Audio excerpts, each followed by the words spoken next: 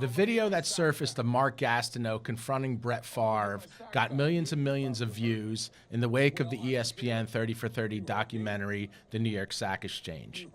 Gastineau accused Favre of taking a dive from Michael Strahan, thus giving him the record for most sacks in the season and stripping Mark Gastineau of that title. He wasn't wrong, by the way. Once that video became viral, there were tons of comments and concerns about Mark Gastineau's mental health and the speculation about certain medication that he could be on. I mean, I'm not here for that, but I just want to remind everyone that in his day, Mark Gastineau was that dude. All right, he played for my New York Jets from 1979 to 1988, five-time Pro Bowler in 10 seasons, four-time first-team All-Pro in 10 seasons. That means that he was one of the top players at his position in the entire NFL for at least half his career. How many people can you say that about? NFL sack leader 1983, NFL sack leader 1984, NFL Defensive Player of the Year in 1982, 107 and a half sacks unofficially. Because remember, the NFL didn't start recording quarterback sacks officially as a statistic until 1982. That was Mark Gastineau's fourth NFL season. Inducted into the Jets Ring of Honor in 2012, one of the most feared pass rushers this game has ever seen, Mark Gastineau was that dude. Even though it wasn't an official stat, Gastineau had 20 sacks in 1981. In the strike-shortened season of 1982, he was voted NFL Defensive Player of the Year by NEA and awarded the George Halas Trophy. He anchored a Jets defense to the AFC Championship game. By 1983, Gastineau was one of the biggest stars in the NFL. All I know is Gastineau. All I know is Gastineau. All I know is Gastineau. The next season, 1984, where he was the best of his career. He was named AFC Defensive Player of the Year by UPI.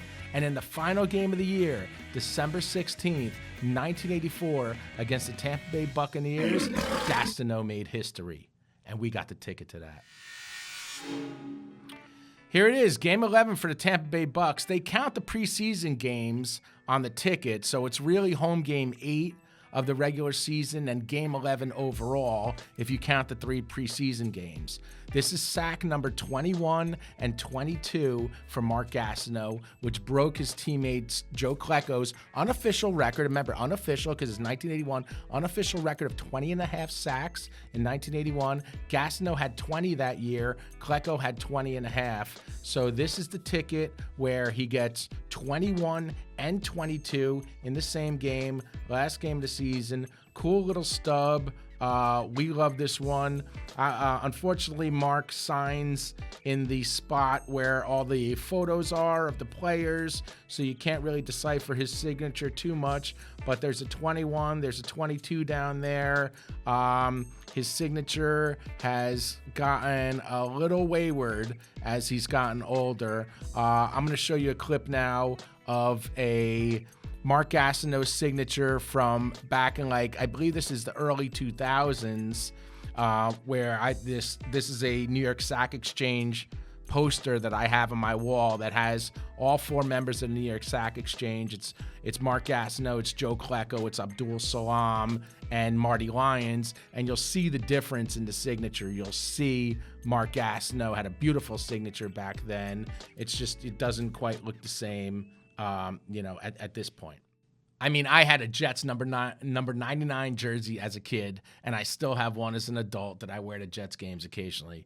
When I got my first sack playing for the South Orange Villagers in 7th grade, I emulated Mark Gastineau's sack dance, jumping up and down, waving my arms in the air, and the coaches pulled me from the game for that, and I can't blame them. I was out of control.